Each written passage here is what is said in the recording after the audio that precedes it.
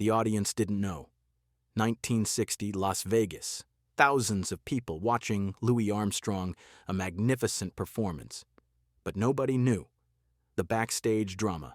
Frank Sinatra had played a prank, sabotaged the trumpet, screws loosened, valves disrupted. Louis had discovered it 2 minutes before showtime. No panic, just calm genius. 9 seconds to fix it. A button, coins, paper clips, a makeshift miracle. Walked on stage. The trumpet sounded different, but Louis improvised, adjusted, created magic. The audience applauded, unaware. Backstage, Frank watched, jaw dropped. Had expected disaster, saw mastery instead. The show ended. Frank waited. Louis arrived. Smiling, Frank couldn't speak. Louis did. A real musician doesn't need perfect equipment, just needs a perfect heart.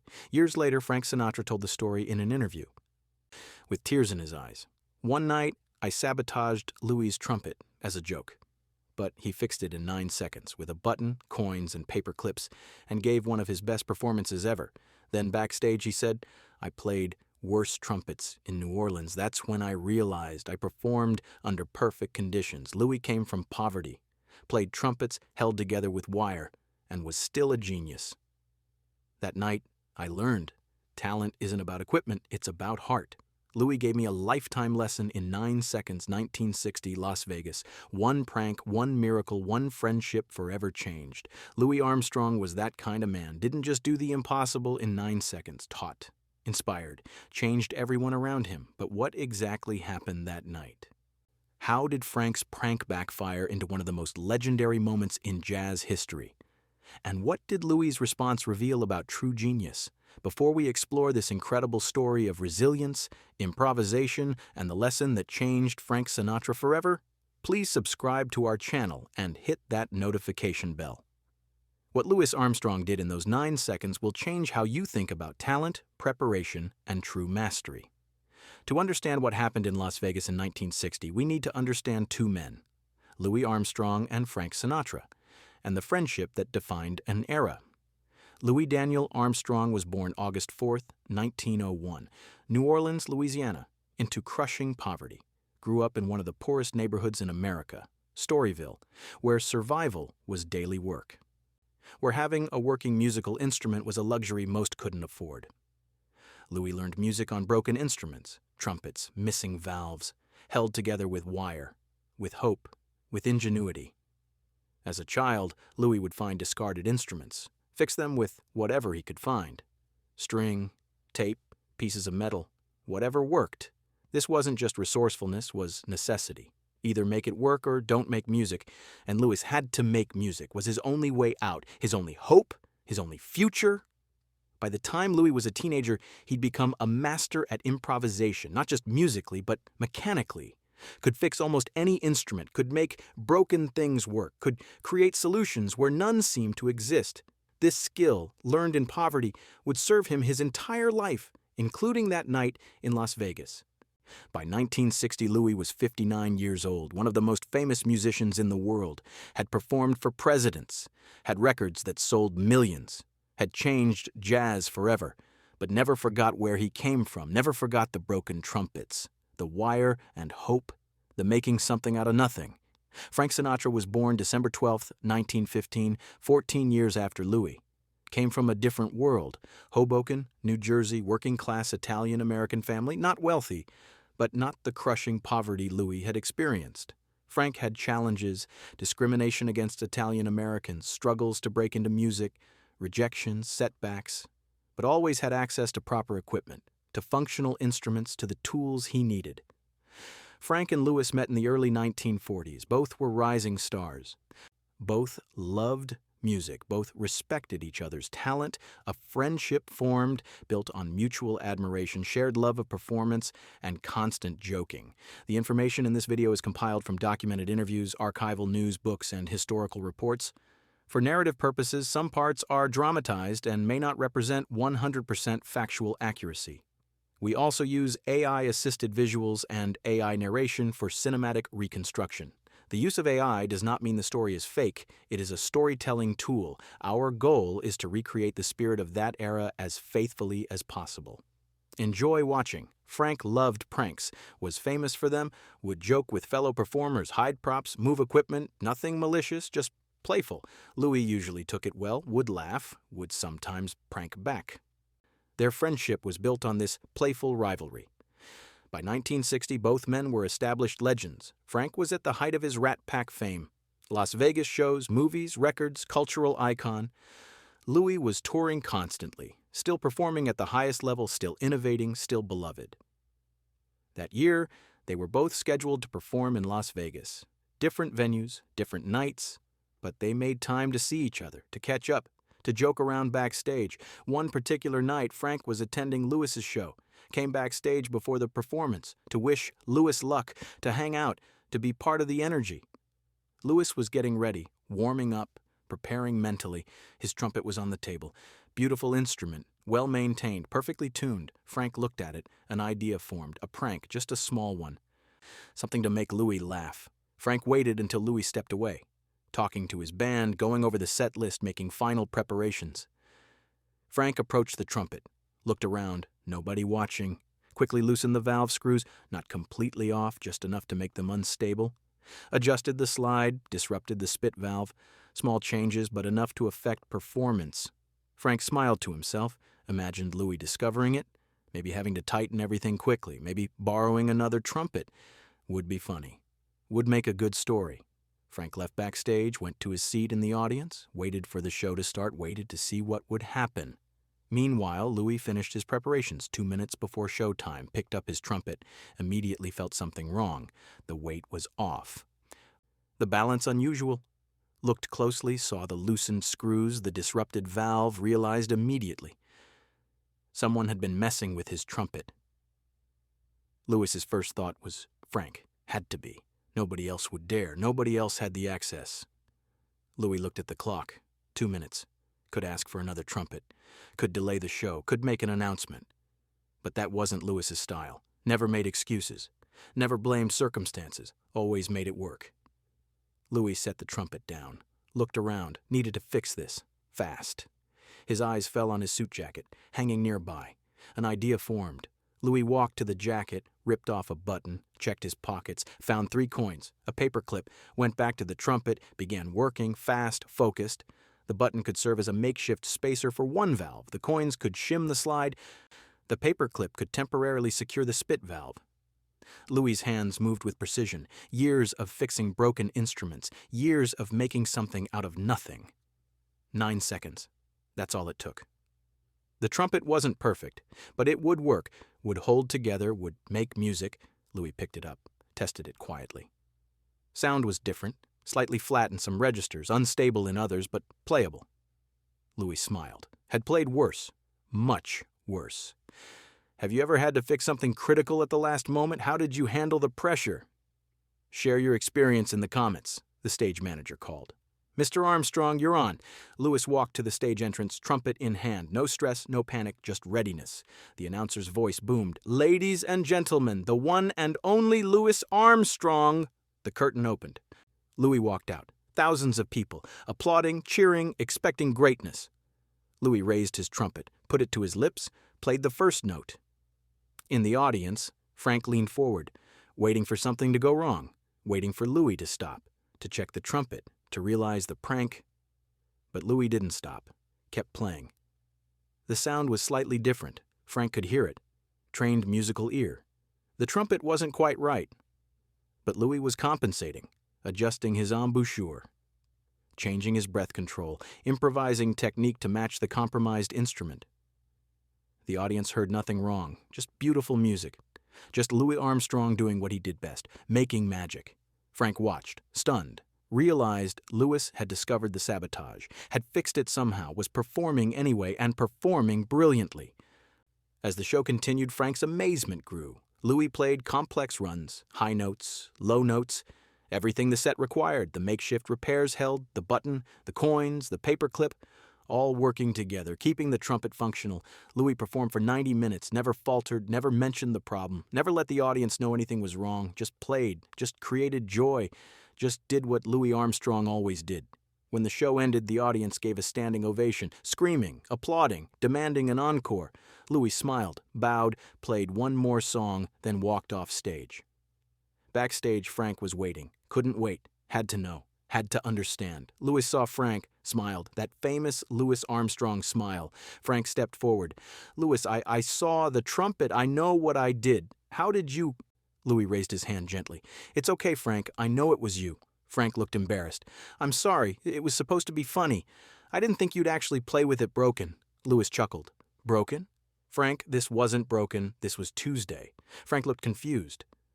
"What do you mean?" Louis gestured to his trumpet.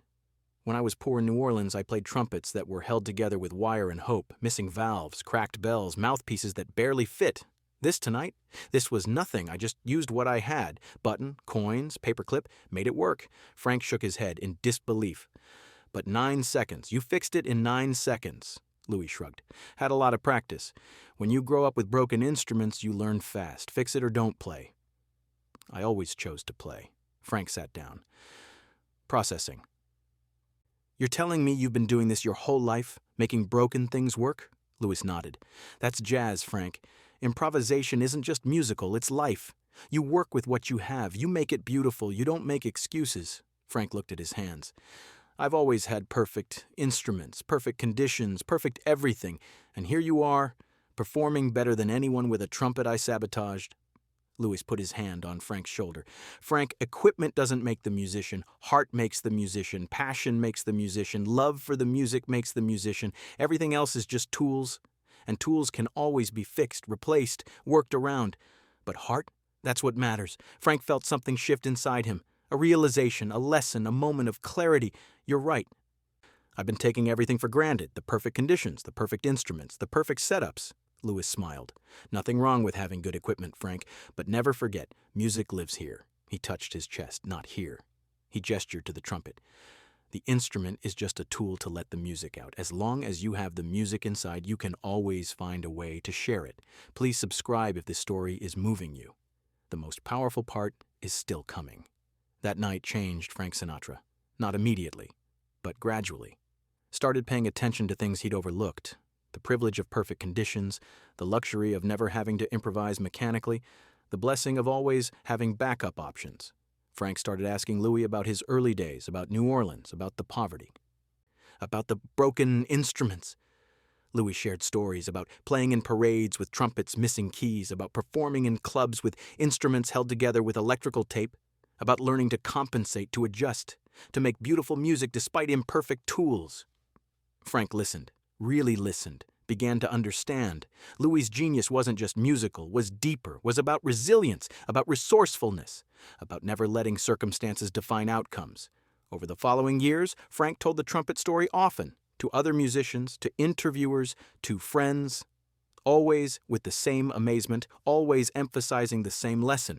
Talent transcends equipment. In 1968, 8 years after the Las Vegas incident, Frank gave a detailed interview about it. The interviewer asked about memorable moments with other musicians. Frank immediately brought up Louis and the trumpet. "I played a prank on Louis once, messed with his trumpet right before a show. Thought it would be funny. Thought he'd panic or postpone. Instead, he fixed it in 9 seconds, used a button from his jacket, coins from his pocket, a paper clip. I couldn't believe it, then performed one of the best shows I've ever seen." The interviewer pressed. "What did he say when you confronted him?" Frank smiled, remembering. "He said he'd played worse trumpets in New Orleans, said this was nothing compared to instruments held together with wire and hope." That's when I realized I'd been given everything. Perfect pianos, perfect microphones, perfect studios, and Louis had to fight for everything, had to make do. Had to create excellence from nothing, and he was still better than all of us. The interviewer asked. "Did that change how you approach music?" Frank thought for a moment, then nodded. "It changed how I approached everything, made me realize talent isn't about having the best tools, it's about what you do with whatever you have. Louis could make music on a broken trumpet. I needed to learn to make art even when conditions weren't perfect." Louis Armstrong passed away in July 1971, 70 years old. Frank was devastated, lost a friend, a mentor, an inspiration. At the funeral, Frank spoke, mentioned many things, Louis's music, his impact, his legacy, but focused most on the trumpet incident. "That night in Vegas," Frank said, voice thick with emotion, "Louis taught me something I'll never forget. He showed me that real talent doesn't depend on circumstances. Real genius creates beauty regardless of conditions. I sabotaged his trumpet thinking it would be funny. Instead, he showed me what true mastery looks like. Fixed it in 9 seconds, performed brilliantly, then told me it was nothing compared to what he'd overcome in his life." Frank paused, wiping his eyes. Louis came from poverty I can't imagine. Played instruments that should have been thrown away. Made them sing. Made them soar. That's who he was. Someone who took brokenness and created beauty. Who took impossible situations and made them work. Who never made excuses, just made music. The story of the 9-second trumpet repair became legendary in jazz circles. Musicians told it to each other, used it as a teaching moment. About preparation, about resourcefulness, about never letting equipment failures stop performance. Music schools began using it as an example of problem solving under pressure, of thinking creatively, of understanding that mastery means being able to perform under any conditions. The button, coins, and paperclip Louis used that night were never found, likely thrown away after the show, but didn't matter. The story was enough. The lesson was enough. Today, decades later, the Las Vegas trumpet incident is remembered, not as a prank that went wrong, but as a moment that revealed something profound about Louis Armstrong, about true talent, about what separates good musicians from legends. Louis could have been angry at Frank, could have called him out publicly, could have embarrassed him. Instead, used it as a teaching moment, showed rather than told, demonstrated rather than lectured, made Frank feel the lesson in his bones. That's what great teachers do. Don't just share information, change perspectives, transform understanding, make students see the world differently. Louis did that. For Frank, for everyone who heard the story, for all of us who continue to learn from it. The 9 seconds Louis spent fixing that trumpet weren't just about mechanical repair. Were about demonstrating a philosophy, a life approach, a way of being in the world. Don't wait for perfect conditions. Don't make excuses about inadequate tools.